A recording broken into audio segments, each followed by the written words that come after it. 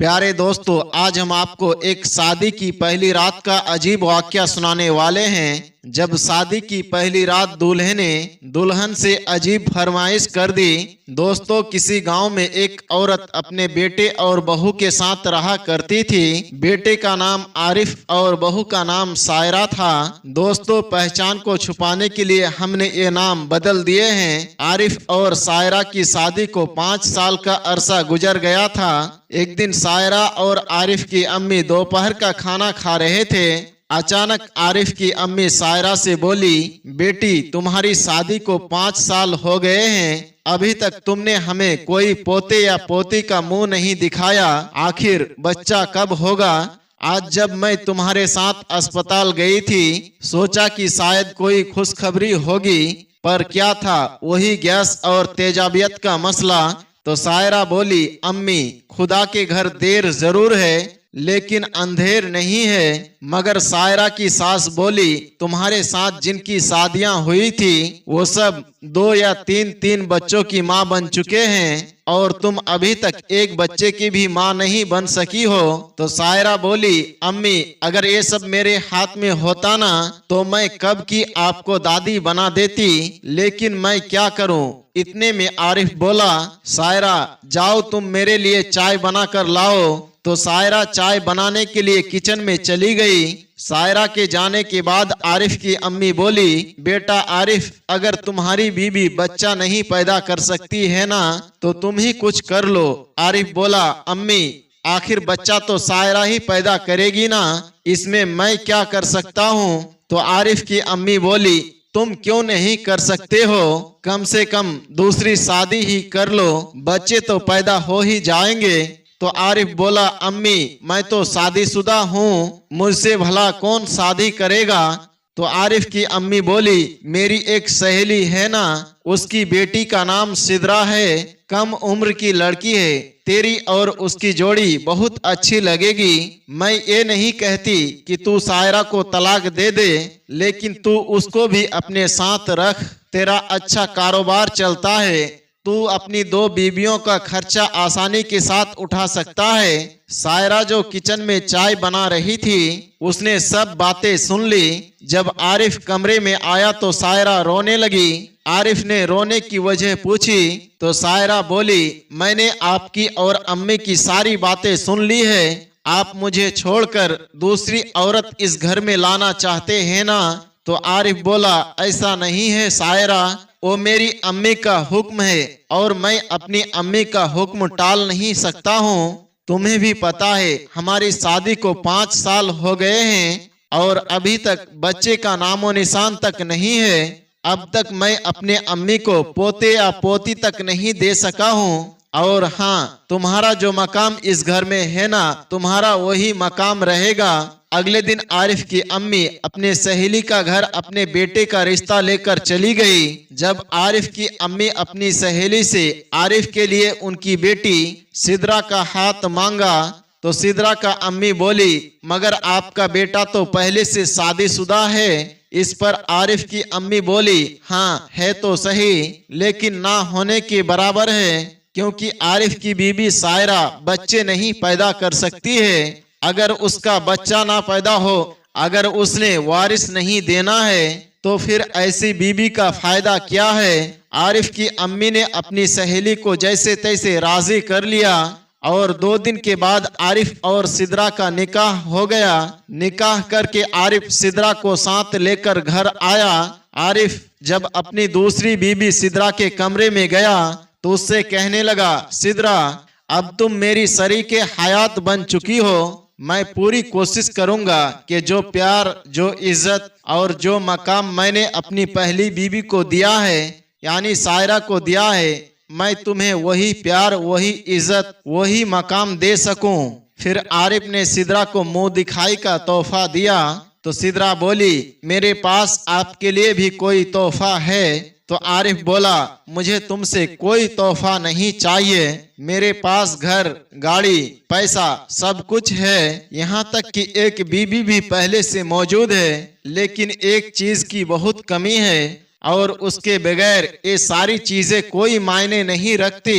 मेरी ये ख्वाहिश है कि मेरे घर के आंगन में और मेरे गोद में एक बच्चा खेले, बस मुझे तुमसे यही चाहिए और मेरी अम्मी की भी यही ख्वाहिश है। तो सिदरा बोली, इंशाअल्लाह मैं आपकी ख्वाहिश जरूर पूरा करूंगी। अगले दिन सायरा ने सबके लिए नाश्ता बनाया तो सायरा की सास सायरा से बोली, सायरा क्या अभी तक आरिफ और सिदरा नाश्ते के लिए नहीं आए? तो सायरा बोली, नहीं अम्मी। इसकी थोड़ी देर के बाद आरिफ कमरे से बाहर आया और बोला, अम्मी मैं हलवा पूरी लेने के लिए जा रहा हूँ, आपकी बहू सिदरा की फरमाइश है। आरिफ अम्मी से पूछा, अम्मी क्या आपको भी हलवा पूरी खाना है? क्या आपके लिए भी लेकर आऊं? तो आरिफ की अम्मी बोली, ठीक है बेटा, मेरे लिए भी लेकर आना। आरिफ ने जब सायरा से हलवा पूरी के बारे में पूछा तो उसने साफ इनकार कर दिया।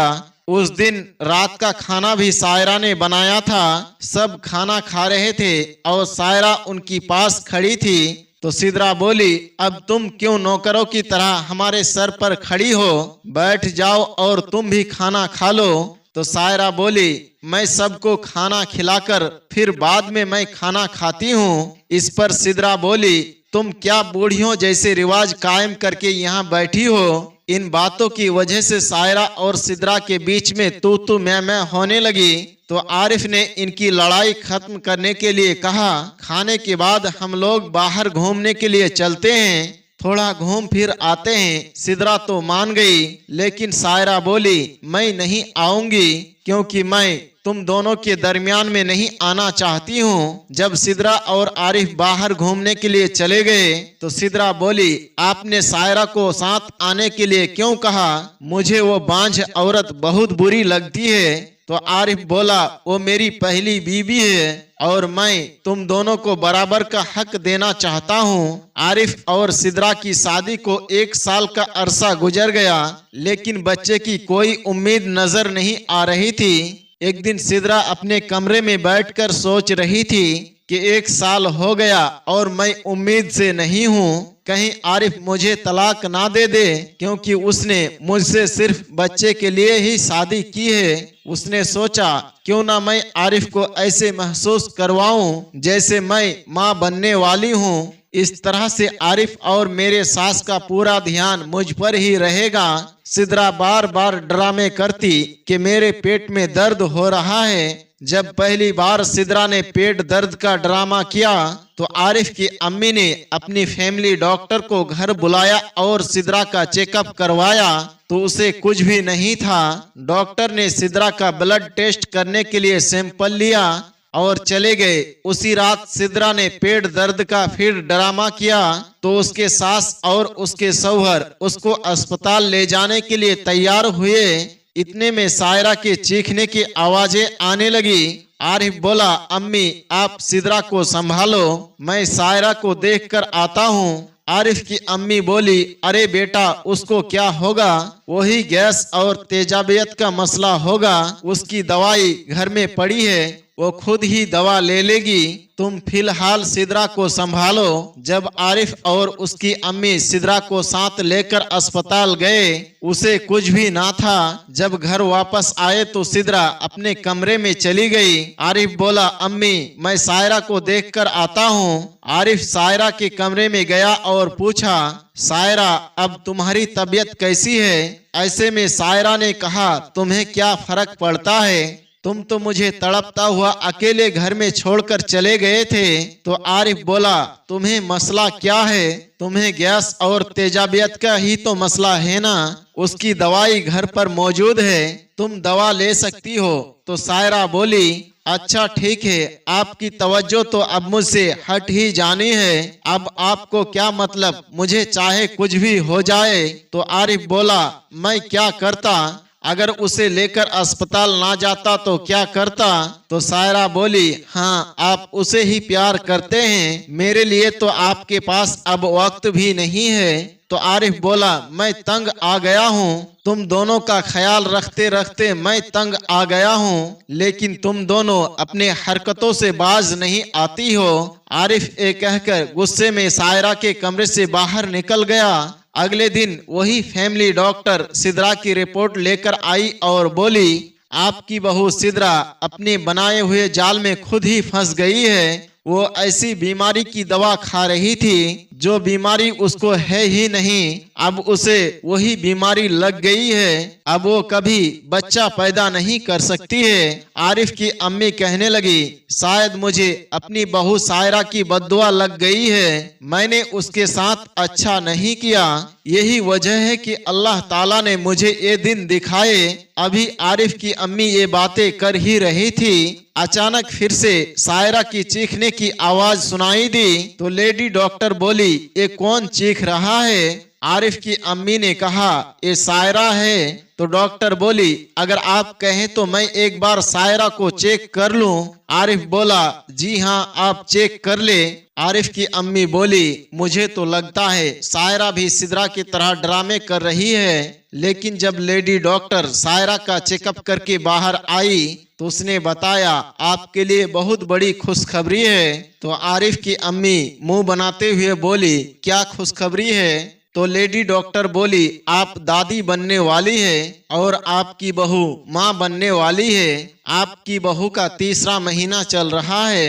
कल उसको मेरे पास अस्पताल में लेकर आइएगा, मैं उसके सारे टेस्ट कर लूंगी क्योंकि उसके टेस्ट करना बहुत ही जरूरी है। तो आरिफ की अम्मी बोली, अल्लाह का शुक्र है, अल्लाह ताला ने मेरी फरियाद सुन ली। और आरिफ अपनी बीवी सायरा के कमरे में गया, उसे मुबारकबाद दी और फिर आरिफ थोड़ी देर सायरा के पास बैठा रहा और फिर बोला, अच्छा मैं सिद्रा को देखकर आता हूँ। तो सायरा ने कहा, ठीक है, वैसे भी इस वक्त उसको आपकी ज्यादा जरूरत है। जब आरिफ सिद्रा के कमरे में गया तो देखा कि सिद्रा रो रही थी, वो अपने कपड़े बैग में रख रही थी। आरिफ बोला, क्या सिद्रा तुम कहीं जा रही हो? तो सिद्रा बोली, मैं हमेशा हमेशा के लिए ये घर छोड़कर जा रही हूँ क्योंकि मुझे अब इस घर में नहीं रहना चाहिए। मैंने सायरा के साथ बहुत ही गलत सलूक किया, मैंने उसे बहुत ही बुरा भला कहा, शायद उसी की अल्लाह ताला ने मुझे सजा दी और मैंने आपकी और आपकी अम्मी की ख्वाहिशों पर पानी फेर दिया। इतने में सायरा भी सिद्रा के कमरे में आ गई। तो सिद्रा ने सायरा से माफी मांगी और सिद्रा बोली, अब इस घर में मेरे लिए कोई जगह नहीं है, अब मुझे यहाँ से चले जाना चाहिए। तो सायरा बोली, सिद्रा मुझे भी तो बांझ कहा गया ना, अल्लाह ताला ने मेरी सोनी गोद को भर दिया, शायद तुम पर भी अल्लाह अपना करम कर दे और मेरा बच्चा वैसे भी तुम्हारा भी बच्चा होगा, हम दोनों बहनों की तरह रहेंगे और हमारे बच्चे को 2 माओं का प्यार मिलेगा। ये सुनकर सिद्रा की आंखों में आंसू भर आए। वो सायरा को गले लगाकर ज़ारों कतार रोने लगी।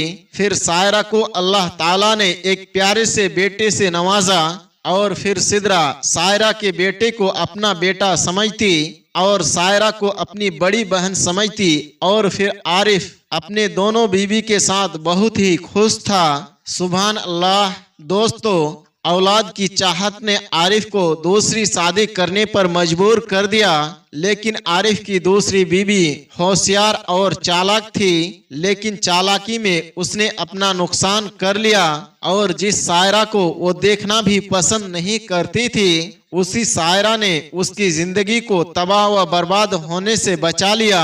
और ऐसे वक्त में जब वो खुद घर को छोड़कर जाना चाहती थी, सायरा ने आगे बढ़कर बड़ी बहन बनकर उसे सहारा दिया और उसकी जिंदगी को 4 चांद लगा दिए। सुभान अल्लाह। दोस्तों, उम्मीद करते हैं कि आज की हमारी वीडियो आपको जरूर पसंद आई होगी।